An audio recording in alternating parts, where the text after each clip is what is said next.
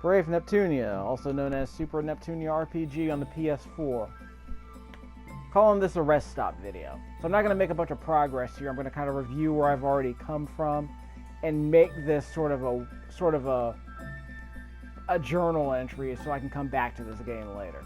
A few things have been bothering me. I have 4 people in my party now.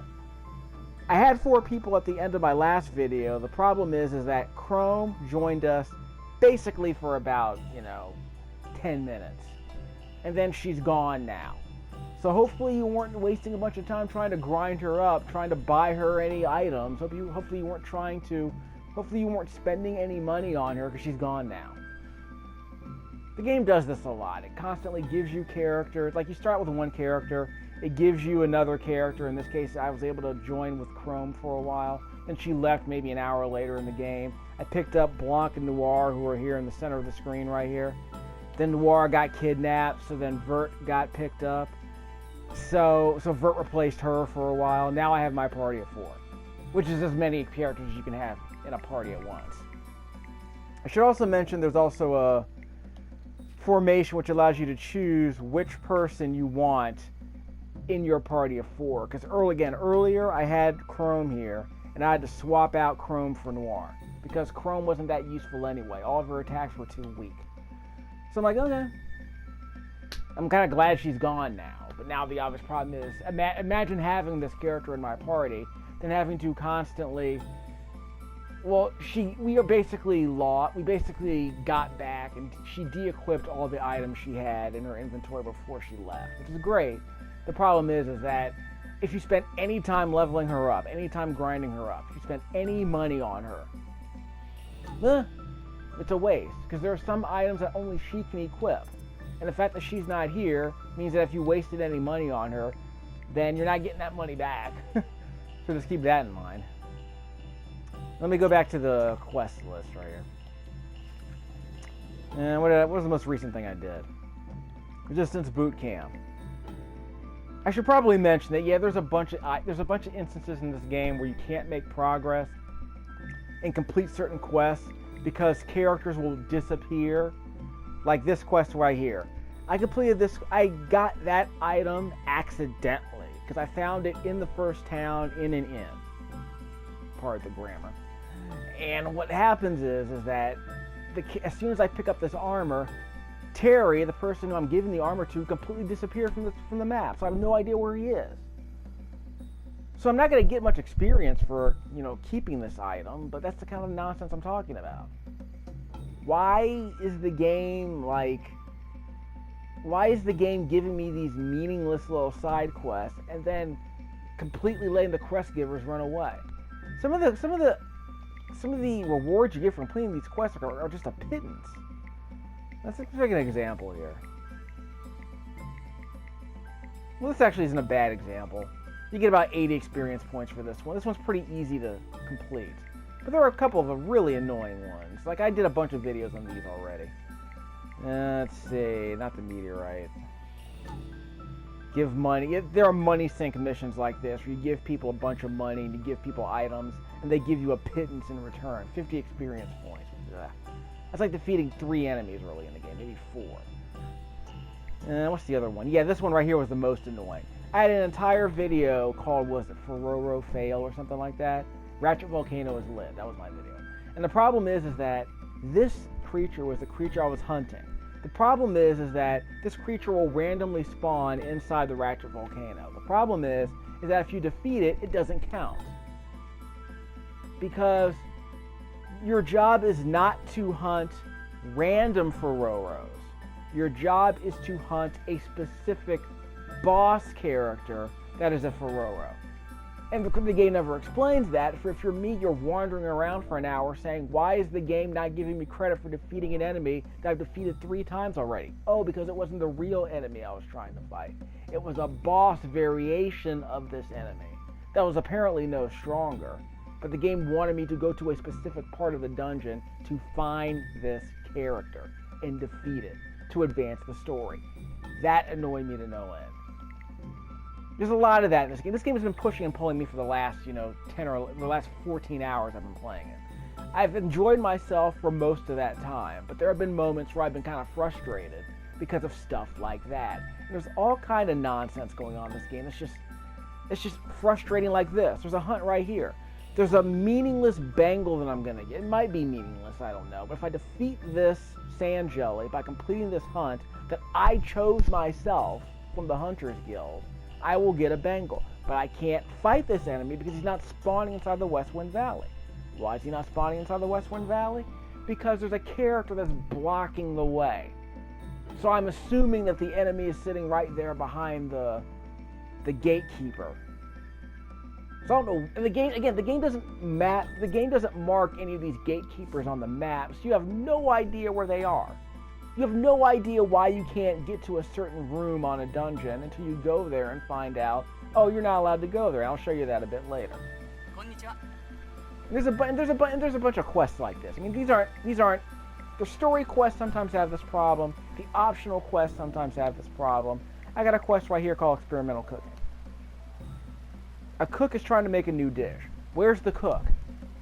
I totally forgot where the cook was. I don't even remember where I got this mission.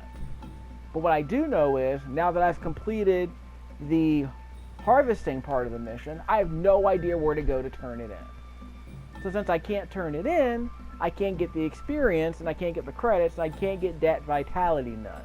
That I would be. In fact, I haven't used a single nut that I've harvested in this entire game. I'm just a squirrel gathering nuts. I'm not even using them.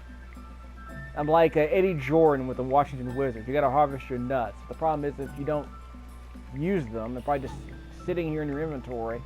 But thankfully, your inventory space isn't limited to my knowledge. This isn't a game about inventory management, like a Vanillaware game where half the game time is spent digging through your stash, throwing out stuff you don't use anymore and selling it. In this game, you're allowed to hoard stuff like this. Like, we're probably never going to use these stops, except maybe in certain boss fights, I guess. Maybe a certain enemy might spit it out at us later in the game. I don't know. These really haven't been an issue. Ideally, a clever game designer would say, okay, there are enemies that constantly inflict certain status ailments on your party, certain debuffs. But when you defeat them, you will get consumables like this, which mitigate the effects of such status boosts or such status defects in future combat against these enemies. Or maybe there are enemies inside the dungeon that are in the same dungeon as an enemy that has that sort of ability. So if you're in a dungeon where those kinds of enemies will spawn, maybe every enemy in that dungeon should have a high probability that they will drop an item like this, which will mitigate the effects of a status debuff.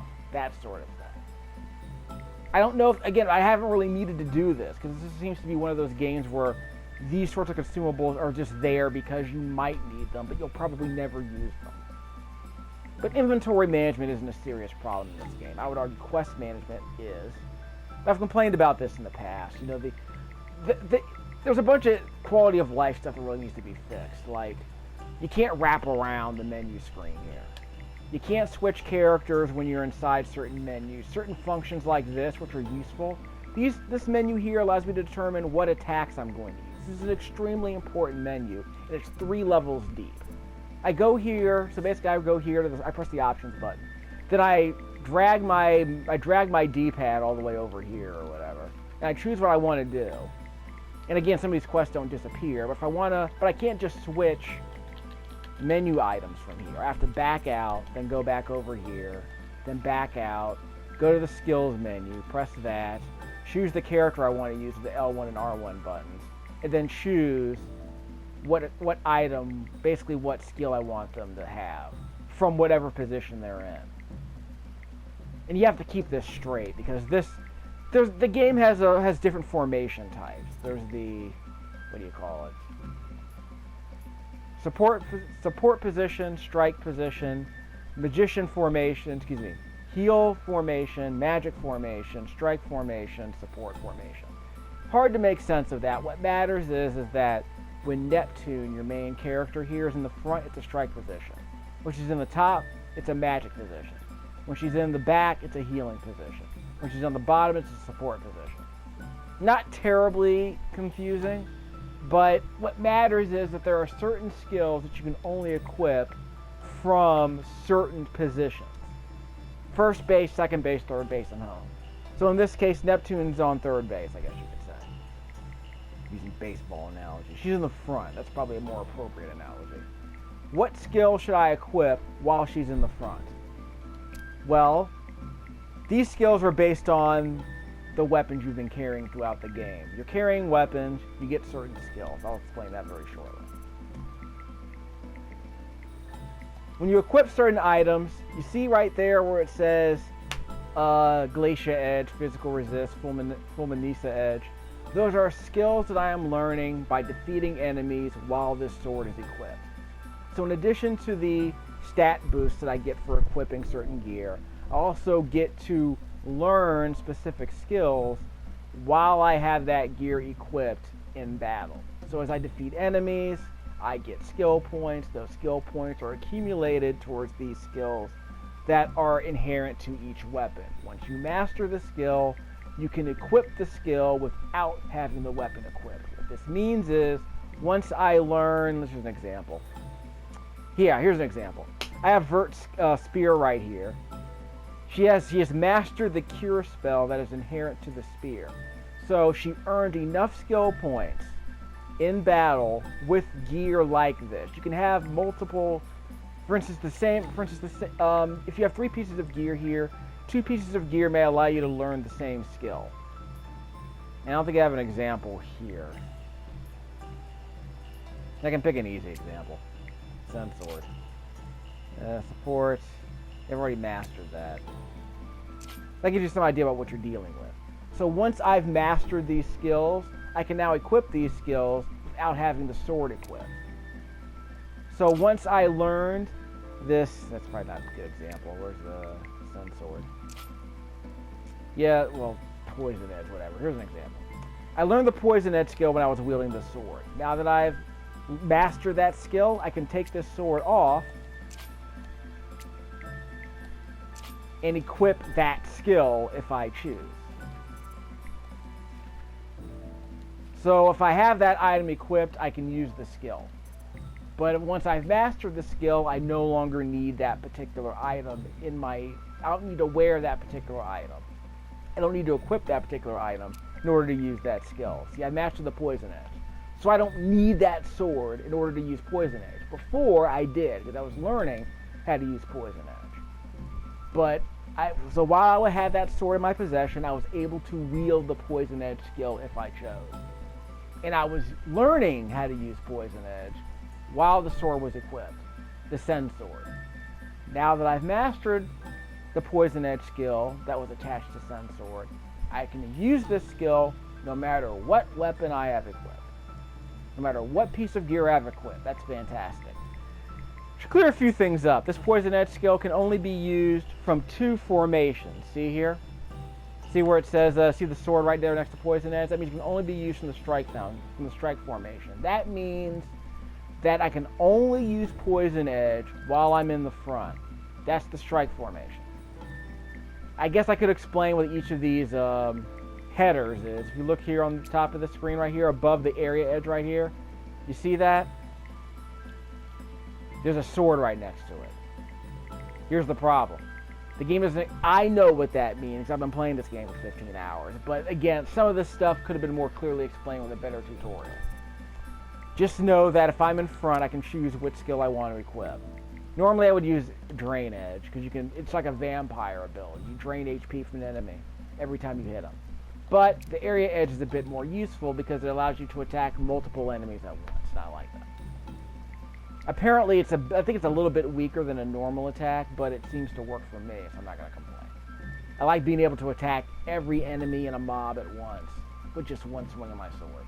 Because in this game, I'll show you the battle system. In this game, you have to manage your attack points. You have to manage the cooldowns. Because every attack that you do expends your party's action points. They are refilled slowly over time, but it basically means your party has a cooldown on its ability to attack unless you attack an enemy's weak spot. And I'll explain that later. If you attack an enemy's weak spot, you get a faster cooldown period. I go into a lot more detail about this in my earlier videos, but I'll be able to explain it a little bit in passing. And I'm equipping a normal attack from the top. I'm using Omni Cure when I'm in the back row. This is a spell that cures 20% of each ally's max HP, so it cures everyone in my party at once. One thing I wish the game explained was how many attack points does each skill use, because some of these skills use 2 attack points. Some of these skills, like this one, use 7. The game does not show you this anywhere, so you have to go into a fight and figure out what that means. Not wild about that, quite frankly. But in a fight, it really doesn't matter too much because you learn quickly how much AP your skills use. But again, you learn it by paying attention to all the bars and the heads-up display items and all the information that's thrown at you in these fights. Early on, you don't really need it, but eventually you learn it. And in my case, I think it adds an extra bit of strategy to the game because unlike most JRPGs I play, the combat here, the strategy here matters because enemies are much harder to defeat unless you pay attention to your loadout. What skills did you equip? What is your formation? Where is each party member in that formation? How many attack points does each skill use? How many do you need to heal yourself during this turn? Because the enemy's probably going to attack before you get a chance to attack again. Should you wait for a longer period of time so that you can do 2 skills back to back? You know, some of that stuff matters in this game. And you can speed up combat too, so time doesn't go as slowly. If you know what you're doing, you can speed up combat so that it feels a lot less grinding. It feels a lot less tedious if you're able to do that, and I'll show you that later. But I wanted to spend a bunch of time explaining that because a lot of this stuff is just bothering me to no end. Despite how much fun I've had playing this game, to be honest with you, it's kind of tamped down on my joy, shall we say. It's hurt a bit. So this game could have been sort of a high tier JRPG on the PlayStation 4, and instead, it's a fine RPG. But it would have been a better one if they had cleaned some of this stuff up, and maybe they will in a patch. But the stuff you add in a patch ends up being like tooltips related or information related, you know, stuff like that. But I'm not sure how deep they're going to go into the code to fix that kind of stuff. So maybe in the year, 2022, this game will be $5 and it'll definitely be worth buying, I'd say. I would get this game for about $10. Simply because I was able to play this game courtesy of my public library and I enjoyed it enough to get that much playtime out of it. So there's a lot to be said for that. What if you want to play this game for the story? Don't. The Japanese voice acting is fine, but the story seems to be it's a mixed bag. And frankly, Neptune is kind of obnoxious. So if you don't like Neptunia, you're not going to like this game very much because there's a lot of her. And this game's pretty much in her spirit, for better or worse. We don't need another weapon. So we're done with that. We're not going to waste any more money on this crap. There's an almanac. Here's another thing that annoys me. There's an almanac here. Here's a Manu and Owl, which I believe is a pun on the word almanac, but here's the problem. Want to learn something? Let's pick one item. Okay, it's 2 pages long. End the tutorial? Okay, what if I want to go to another item in the tutorial? Well, I have to go back out completely. Go here. Choose this. Read this. It's 2 pages long. Then end the tutorial and back out. There is no glossary while you're wandering around. There should be a glossary right here. Lots of JRPGs do this. So Star Ocean does this. So if you need to know about things like this, it should be in your inventory. It shouldn't be in a town where you talk to people, and you should be able to skip pages. I can't skip. There's no table of contents here that I can access. So it's like you have to keep backing out and talking to different people to review all the items they want you to learn. like I said, each of these items is only 2 slides deep. So why not just make it a big book that you can, you know, flip around in? Why does it have to be 2 people we have to talk to and go down some cumbersome menus? Bizarre. Again, it's another example of how dumb some of the interface decisions were. It's like, why am I talking to 2 people? Why can't they give me a book that I can carry with me and read anytime I want? It's stupid. This is the kind of stuff that can easily be fixed. In a patch, you should be able to fix that. And there are missions like this I'm not going to be able to get to in this playlist because these missions don't unlock till later. There are a bunch of other hunts that are in the first town of the game, I want to say, but they're locked too. I don't know why. I'm more than high enough. I'm level 25 right now. Why can't I do those other quests? I don't know. And you saw me complain earlier about that sand thing quest. Yeah, the sandcastle quest. I got this thing when I was level 9 or 10. Is when I bought it. But I still haven't been able to complete this quest because I can't get to the room where he's located. So I have no idea what's going on there. Again, the game doesn't explain that. Let me talk to this kid. I think he wants me to, like, kill a bunch of monsters. Yeah, he wants me to kill, like, 200 monsters. Let's see. Yeah, the biologist, yeah. This guy right here wants me to defeat 500 monsters. I'm nowhere close to that. I'm going to get Thanos' Infinity Gauntlet if I win, so I guess that's good. But I'm going to have to play this game for another 40 hours before I can get this.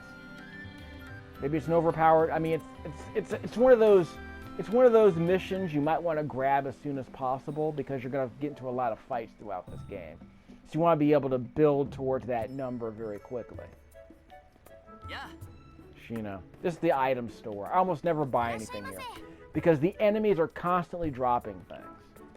They're dropping things like this, which heal you, which is useful early in the game if you can't really heal yourself. So it's nice to be able to just go to your item screen during a fight and just heal yourself really quickly. The game makes that pretty painless, so that's good to know. But I've been kind of challenging myself by farming enemies for healing. Like I've been draining HP from them. I've been curing myself. When the mob is reduced to 1 weak enemy, so if I only need like 1 attack to defeat an enemy, then I'll just farm them for health. I'll just leave them alive long enough so I can heal myself. Then once I'm fully healed, I can whack him in the head and he's dead and I'm ready to move on. So I'm not healing myself outside of fights really. And I'm very rarely healing myself during fights. I'm just building up my HP by curing myself during a fight. And as you saw, I have different skills attached to different characters in my party. So if I'm in the middle of a fight and I switch formations, I can cast Cure on myself. And you'll see me do that a bit later. I've been doing this throughout the video. I've been doing this throughout the playlist, so that's okay. Now, I forgot to give you the nuts. Let me give them the nuts. Let me eat those nuts. Which nuts? These nuts. Let's give her, again, the game doesn't tell me what I get out of it. It says, okay, I'm gonna, whoops. Did I eat them all? No, there they are. I think I sorted them by accident. Yeah, I pressed square to sort them. Which makes a bit more sense.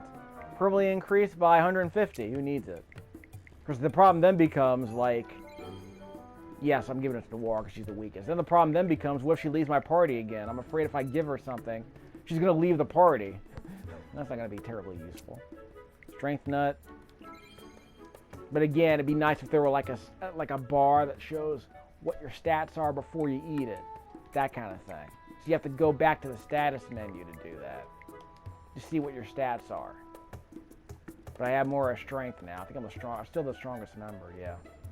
It doesn't go up that much, but I'm still the strongest significantly. So my physical attacks are the strongest. Okay, let's see.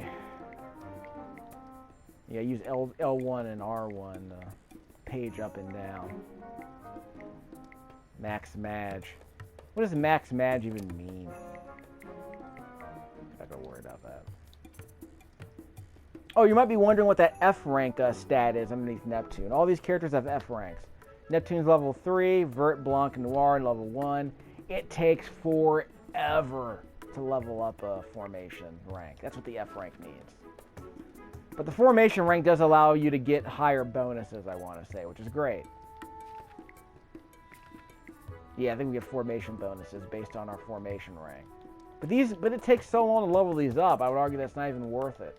Just play the game normally, and you'll eventually level up, because there's no reason to grind up a formation rank, because you're not getting much out of it. I should probably mention that. Let me see this formation. So you check out these formations. See on the bottom right hand side of the screen where it says formation bonus? I'm getting a formation bonus of 3% increase to strength. Not great. These are very minor upgrades. Goddess gauge speed plus 1%. Not terribly useful.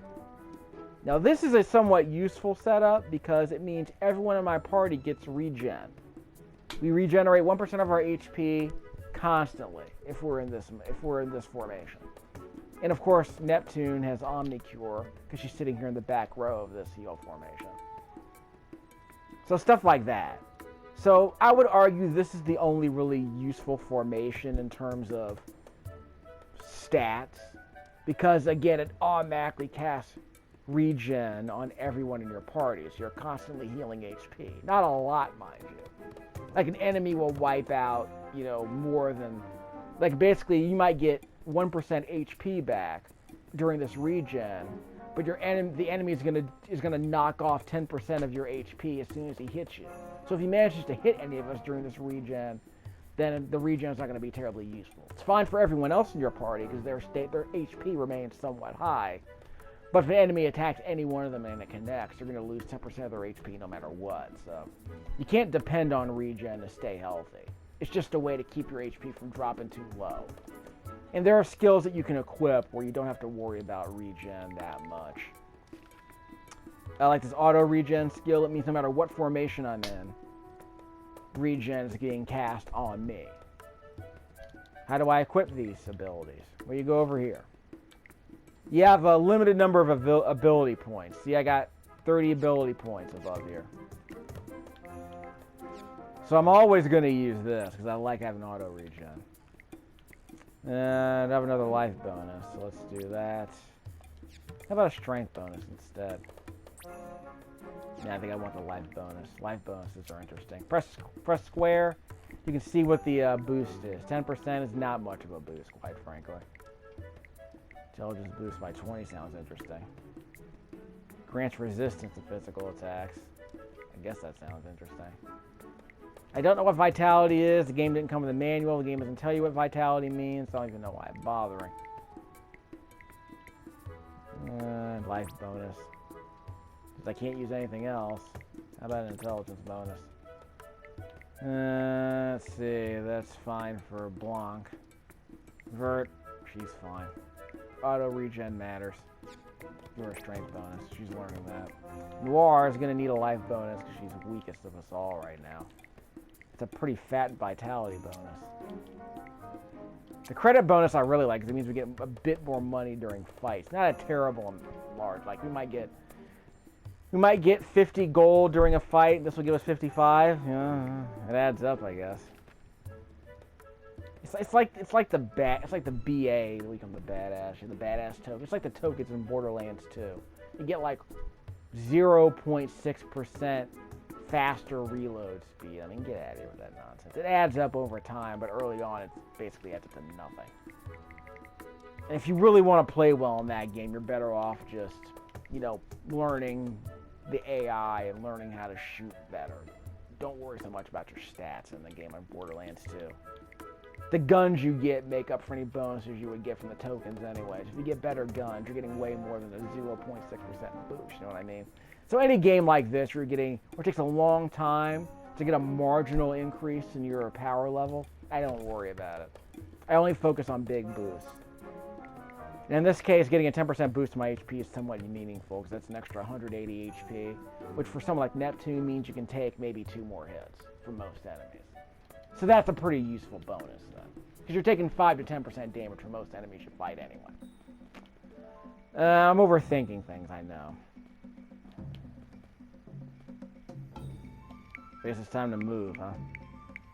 How long have I been talking? It's been a while. Head to Lean Box and Lily Harbor. We're not going to do that. We're going to get into a few fights. Let's step outside. I didn't buy anything. So after all that yammering, I finally get... Well, let me explain a couple of other things I've complained about previously in other videos. How do you go up or down? Well, you have to hold down on the left stick to kind of make sure you're going in the right direction. Here's a fun thing. About 6 or 7 hours into the game, you get these puddings. You press the triangle button and they become trampolines. The problem is you can't always see what you're able to jump onto. Like, it's like every platform seems to be kind of a secret platform of some sort. So you have to drop these puddings down so you can see where the platform ends, like that. And there's a bunch of nonsense where there are invisible walls over the place, but you can't see them all. Like, there are invisible walls all over the place, but sometimes they're not there, and you can fall off the stage for no reason, which just makes no sense to me. Okay, if I can climb up here.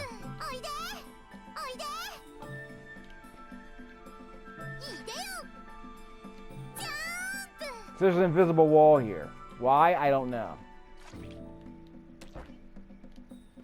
See? I can't jump on that roof. So again, stuff like that. There's a visible wall here. And of course, like I said, there are a couple of instances where you can fall off the stage. I don't think you lose any HP, but it's like, why is that even here? You just put an invisible wall there so I don't fall off the stage after respawn? Like I said, this dumb stuff. Like, why is this in the game? And there's also weird stuff, like you can dash like this by pressing R1, but you can't dash inside a town unless there's an enemy inside the town. It's weird. And they got this goofball system where you can this is like Valkyrie Profile, where you run around these dungeons, you can slash enemies to get the initiative. I think Last Remnant did this too. So this is how you initiate battles with enemies by slashing them. So if you hit them before they hit you, then you get the initiative in a fight. Before we do anything fancy, let me show you a couple more things. Press the trackpad to see the overall map. You can see where we are. In the 2D side-scrolling screen, you press the triangle button to see a 2D map. Press the square button to see the entire map of the dungeon. A few other annoying things I should mention. It's kind of hard to see this, but I'll zoom in a bit. This lit area here, see the areas are either dark blue or light blue. The light blue corridor is where you are. Again, it should be a lighter color, frankly. But I'm able to see it. And I guess I should mention this. There is a you are here corridor, but there is no you are here icon on the map. So you don't really know which door you're in front of. So if we keep going to the right, okay, we're at the edge of the corridor. So that means we're here on the right-hand side of this corridor right here. Now this particular corridor makes sense because it's leading up into the background. And in a game like Valkyrie Profile, you could rotate the map 360 degrees so it kind of looked like a diorama. So you could see what parts of the dungeon were in the foreground and which parts were in the background. So each dungeon had multiple planes. The problem is in this game, everything's as one plane, so you're either going up or down the map. But the visuals don't always match the map. So in this case, if I go into the background, that makes sense. I'm going up to the next room right there. That makes sense. There's a good. Let me jump and dash over this thing for now. We'll get into a fight in a second. This makes sense because if we go down, there's going to be an enemy there. Okay, so let's go to the right. Empty room, right? There's the Westwind Valley's over here, so that's the way back to the Westwind Valley. Tell you what, we can go to the Westwind Valley, but I'll show you an easier way to get there, because I forgot to show you the fast travel system. Now we're going to go to the right. Okay, there he is. Sometimes these guys will sneak up on you. As you can probably, well, I'm capturing this at 30 FPS. The scrolling in this game is not particularly good. Sometimes it zooms in too close, so enemies appear on screen before you can react to them, so it should probably just remain zoomed out the entire time. I don't know why the game doesn't do that. There are scenes like this where you're zoomed out way far, again, for no reason I can imagine. Press the X button inside here. You can save here, you can load your saves here, or you can fast travel around the world map. I love those. It's actually one of the game's best features. It makes exploring worthwhile, kind of like in a Dead Cells kind of way. Because once you reach a save point, you can automatically fast travel to other points. There are a couple, I want to say so far, there are a couple of areas with save points that you cannot fast travel to. So you have to hoof it. You have to go to the nearest fast travel point and then hoof it to where the save crystal is. There's a resistance base around here. That's one of the issues. There are some areas of this game where there's literally no save crystal here. So you can go to the entrance here, but there's no save crystal. So if you want to save your game, you have to go here, then leave the town to go to the nearest save crystal and save your game there. Not a fan of that. Here you have a choice between crystals. You can choose between the first crystal near the entrance or the crystal furthest from the entrance. I want to say most dungeons have at least one crystal, if not two. I'm going to go to the I'm going to go to the Westwind Valley because I want to see if what's-her-name, or the gatekeeper, is still blocking our ability to move on. Again, this is annoying. We're just going to do this. We'll get into a couple of fights along the way. Okay, her. Yeah, she wanted me to collect items for her. Millie, what does she want? I think she wants me to gather the pearls. The pearl cream to keep her girlish figure, I guess. Not that. Yeah, the beauty cream ingredients. Yeah, she's right here. A few other annoyances. See the 4 items here we have to collect? Collect the mysterious dung. That's around here. Gather the Dugu gelatin. That's around here. The fish guts are not here inside the valley. They're in a completely different area of the game. The fish guts are over in the... They're on the far western side of the map in the Yasiya forest. And that's a problem, and I'll show you what I mean in a second. So the fish guts were over here inside the forest. Nowhere near the Windward Valley. So I was sitting around saying, why aren't these items dropping? Oh, it's probably because I'm not fighting the right enemies. Or the enemies you need to fight are nowhere near the Windward Valley. So that probably means that the other items I need to collect aren't here either. Yeah, the crystallized sweat isn't here either. I've been playing for 15 hours and I haven't gotten any crystallized sweat.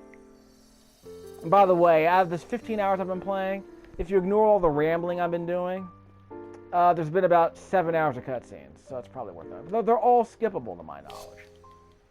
So that's not so bad. So we're going to get into one fight.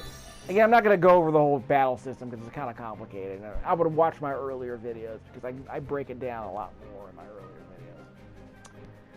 videos. Okay, Neptune's in front. I'm going to press the square button. She has an area edge attack. I'm pressing the trackpad, by the way, so you can see the status of all of my team members. You can also see the status of all the enemies on the other side of the screen on the left-hand side. This enemy is weak to fire, which we are not equipping.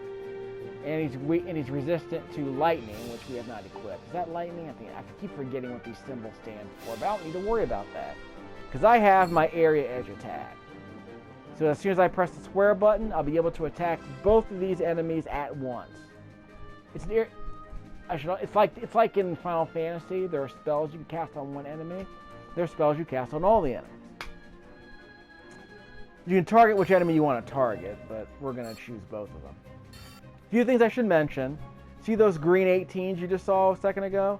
Again, we have auto regen equipped on a couple of our characters. Vert on the top, she has regen, automatically cast. Same is true for Neptune, who's in the front on the left side of the party. Both these characters have the auto regen skill equipped, so they will constantly regenerate their health during a fight. Let's see. Check the bottom of the screen right there. On the right-hand side, see the number 2? That's my attack points. Once I reach 3 attack points, I'm going to press the square button and watch what happens. I use 3 attack points to attack both enemies at once. That's what the area edge attack does. Again, I go into a lot more detail on this in my earlier videos. I even have a video called How to Play This Game. So if you're curious how the battle system works, watch that video. I might end up doing a separate video later where I do like a Games Explained. Actually, it's technically a Games Explained video, but it's not the same as my Resonance of Fate videos. There is strategy in this game, and I appreciate that. Let's go to the... Let's go up, see what happens. Go to the left. There's an exit here. This is the exit to the mountains, okay. So that's the other path to the Twin Mountains. Again, the map, why doesn't the map tell you? You already know that this, you have to make your own map sometimes. It'd be nice if the game told you, this is the way to the Twin Mountains. This is the exit that goes to the Twin Mountains. Since the game won't tell you that, break out a piece of paper and do it yourself. You might as well, because the game's not going to do it for you. And it would have been so easy for the game to do that. I mean, I can understand them keeping it a secret the first time you explore the dungeon. But it would have been nice if they gave you the ability to say, okay, you've already been here before, so now you know that it's a path to the Twin Mountains. And it would have been nice if the game made that available without, making you go through this again. Also, it would have been nice if there was a dungeon, if there was an overall map that you can read from this menu. So no matter what dungeon you're in, it'd be nice if you can go here and view the map for each area. And then, of course, they would tell you where all the entrances and exits are go to and where the entrances come from. So you know, oh, this is the path to the Westwind Valley. This is the path to the Resistance Camp. So on and so forth. It would save people a bunch of trouble. This game's new enough so that it might be in a future patch by the time you're watching this video, it may have already been patched. This is August 2019. This game may have already been patched if you're watching this game since then. This is the disc version of the PS4. This is the PS4 disc, so I haven't been able to patch it at all. But this game's like a month old, I want to say. This is one of the newest games I've ever reviewed on this channel, along with Kingdom Hearts 3. I managed to rent Kingdom Hearts 3 and Ace Combat 7 within a month of their launches. But that's neither here nor there. Let's move along. We're not going that way. We're going south. Go down. Going to the left. There he is. So I like that little face he makes. See, most of the enemies here are kind of cute. The game is kind of cute on a lot of occasions. It's adorable in some ways. Where am I going, by the way? There are a bunch of other annoyances here, too. I'll show you one of these examples. For instance, there are some doorways that are completely unmarked on the map. For instance, here's an idea. How do you get from the bottom half to the top half of the archive? Like, for instance, this music's actually pretty good, by the way. I kind of like this music. How do you get from the bottom to the top? You can. It's technically a secret, but why is it not marked on the map? Stuff like that happens all the time in this game. There is a quote hidden passageway, I guess you could call it. This kind of stuff is incredibly frustrating. And there are these really long corridors that seem to have nothing in them. There was an enemy here actually that I defeated a while ago. Where was it? Quest. Yeah, here it is. Yeah, this was the item that was over on the far left-hand side of the screen. So there's a bunch of empty space here with no enemies in here at all. So I have no idea why I was even here. It's just a really long corridor with nothing in it. It's like they wanted to put a bunch more enemies here and they just never got around to it. It's weird. Again, you can't see the resistance base on here because you can't reach the resistance base from here. So I guess we could go to Lean Box City.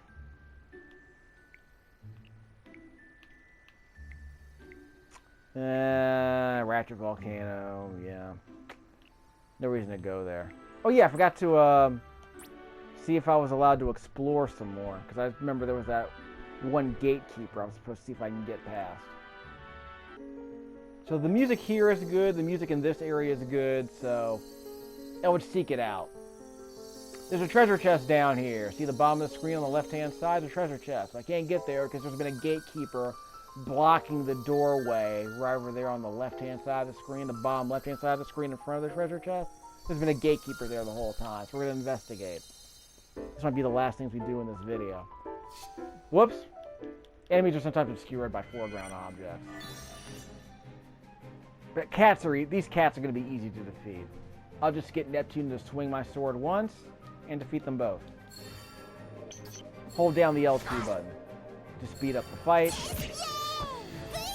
Again, when you hold down the L2 button, you skip frames so that the meter recharges more quickly. Your cooldown period comes sooner. So that's kind of it. I do like that. That's a great feature. I'm glad they added that at least. It's like they were clever enough to recognize that this game was gonna be really tedious unless you could skip time. Can I go here? Nope. She's not gonna let us through. Let's see if I can just avoid her by going up and over. Nope, you can't do it. She's an invisible wall. So again, we can't go this way. And this is maddening to me. Because again, the game never tells you that there's a gatekeeper here. So you sit there. I constantly come back here saying, let me get that treasure chest. I must have missed this treasure chest. Because the treasure chests don't respawn once you collect them. There might be 4 treasure chests here in this dungeon. But I can't get that one because that one gatekeeper is blocking it. And it's not marked here on the map. And this isn't Final Fantasy Lightning Returns, so you can't mark waypoints on the map if you want, so that's disappointing. There's the save point. So we're gonna leave. So we'll head to Leanbox Harbor. So before I do that, let me do a quick check. Because there are no other quests I can complete at this time, are there? Nope. Again, like I said, what's his name has disappeared. And I bet you that sand jelly is behind the gatekeeper, but I can't get past her. So I can't defeat a level 10 enemy, even though I'm level, what, 25? I'm level 25, and I can't defeat that enemy because I can't get it to spawn anywhere. I mean, it might be in one of these other rooms, but I've been to all these other rooms, and there's no enemy there. So it's weird. It's just frustrating that I can't do that. So we'll go to Leanbox, probably end the video. Wait, go to where? Head to Leanbox from the harbor, so they want me to go to the harbor. Yeah, there's a bunch of weird stuff where if you, yeah.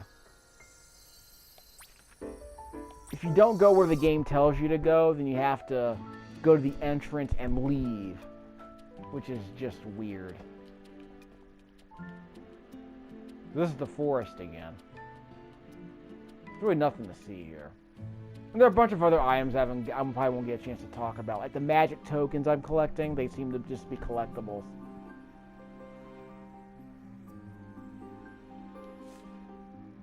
Where are those magic tokens?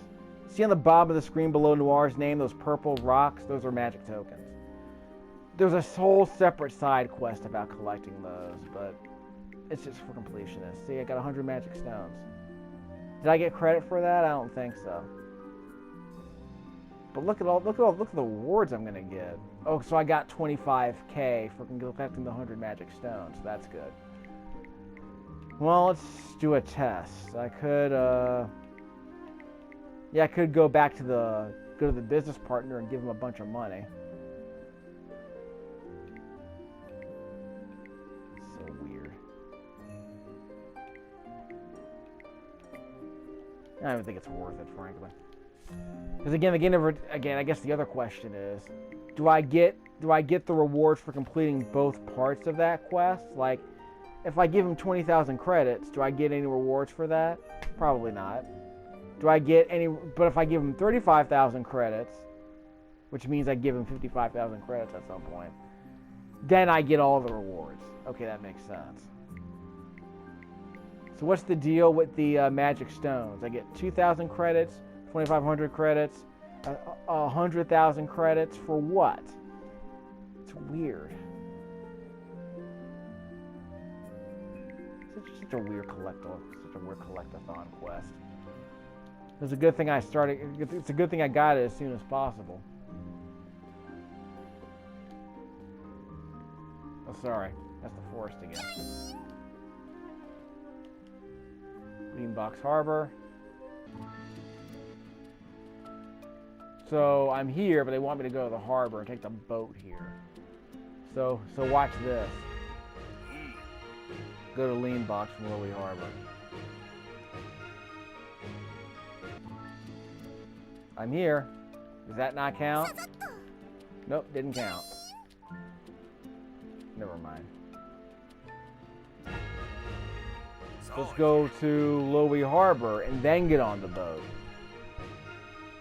Let's follow the order of operations. And there's stuff like this where like the area, there's like, this town has only one room in it. It's bizarre. Yeah, you do one quest for her, then she stops talking to you forever. It's dumb.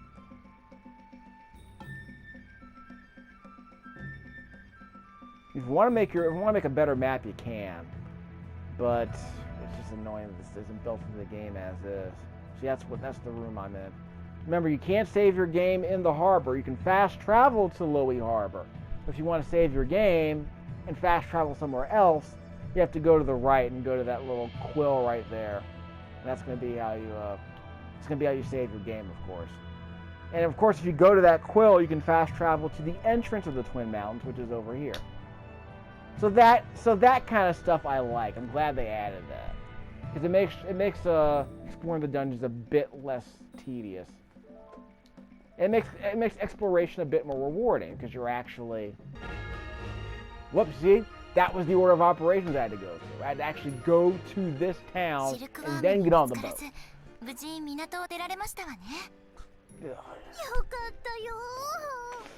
Game. 面白かった。次。プランったらもうずっと読みっぱなしね。目疲れるわよ。I believe eyes are smooth muscles. They can't be fatigued, right? そうだ。プランに読んでほしい本があるんだった。ネプチューン？ルウィンの書庫で見つけたイースンの辞書だよ。分厚いからブランに任せようかなって。ねえねえブラン。ブランってば。ああなっちゃうとダメよ。しばらくはね。でもこっちも重要なのに。ほんとっち。ぶっ潰されたいのか。何？イースンの辞書庫で見つけたの。あ、そんな大事なものもっと早く見せて。いやー、ノワール助けなきゃって頭いっぱいになってて。はい。あ、そうそう、あとこれも見つけたんだ。はい。何それ？復活の呪文の書？これは。She said more than 3 words, but they reduced it to 3. つまんなそうだったけどね。ブラにあげるよ。ありがとう。そちらを読むのは後回しにしてくださいね。わかってる。でもちょっとだけ。ダメよ。わかったわ。辞書から。これがあればイースンの言ってることがわかるんだよね。それはわからないわ。ネプテューヌ、イストワールを。呼びかけて。 She said Neptune, but the game didn't 私たちの translate 記憶に that. ついて質問させて。イストワール、私たちの記憶喪失の理由は？ここで辞書の出番。載ってないわ。読めない。辞書は7冊に分かれてるという話だったし、これ1冊ではダメなよね。載っている単語もあるけど、ハード、助ける、時間、記憶。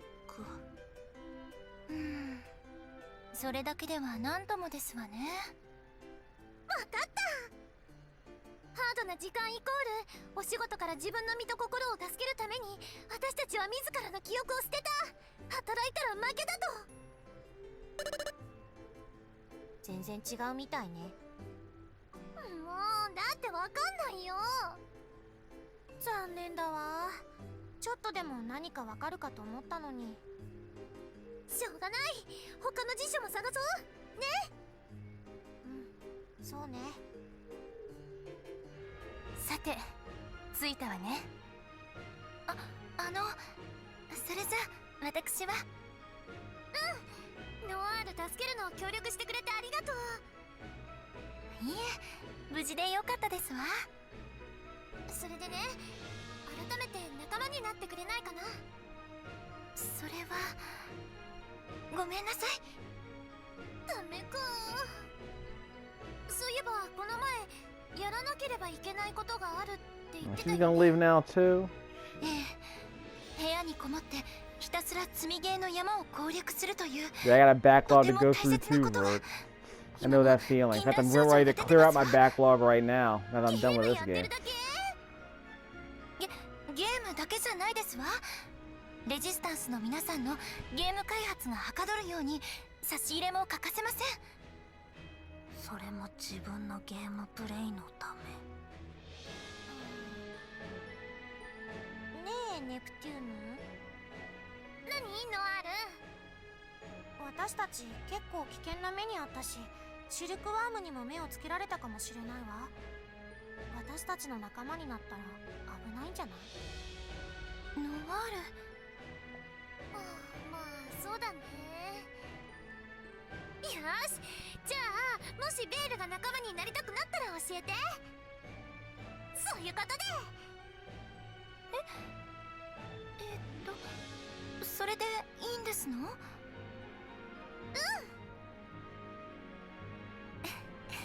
わかりました。そんな日がもし訪れたら私から仲間にしてほしいってお願いしますわ。それじゃあベールちゃんも一度レジスタンスまで戻る？ええ、そうしますわ。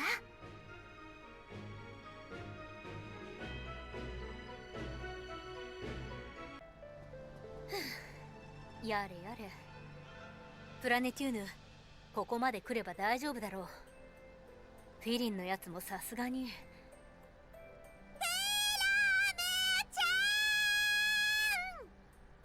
しつこい。Chrome-chan. どこか隠れる場所は。Chrome-chan. こっちよ、ついてきて。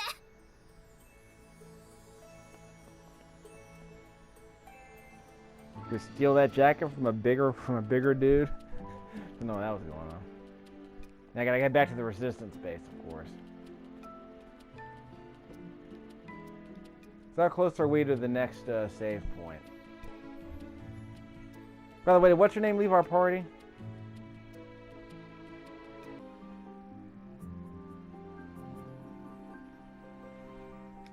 Quick check. Darn, yes, she left the party, of course. Again, the game's constantly stealing people away from your party. I'm like, you know what? Maybe she has something I might want. Like maybe an item I wanted to equip. I don't know. Here. What? Wrong? Ah, I went the wrong way. I don't have what's her name in my party anymore. So I barely had a party of 4 this whole time. And these were the fish I was telling you about. So these fish have the fish guts I need to complete one of the quests, but they're nowhere. These fish are nowhere near the Windward Valley. Cut it out. These guys are good. But again, no one has the crystallized sweat that I need.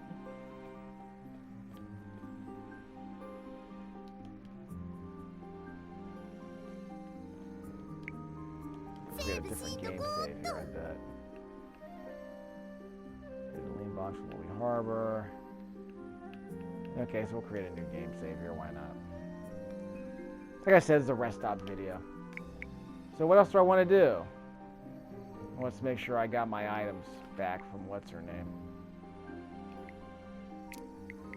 Yeah, the battle scarf that Vert was carrying.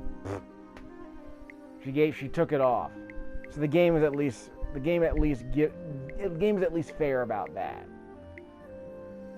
So maybe someone else might have something I want to learn. Yeah, see. Absorb. So I've learned Absorb. And bonus Absorb. Auto Wall, I guess, is important. I don't know. Intelligence sounds very important for a mage like her. And some of these skills you can't even learn. Like, she cannot learn the regen or the Ignis Edge. See the right there, to the right of the friendship wristband right here? She can't learn regen and Ignis Edge because it's blacked out or it's grayed out. So let me switch to somebody else. Someone else can learn it.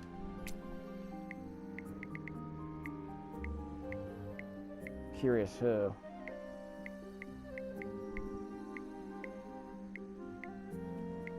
Yep. So that's a tracker bracelet.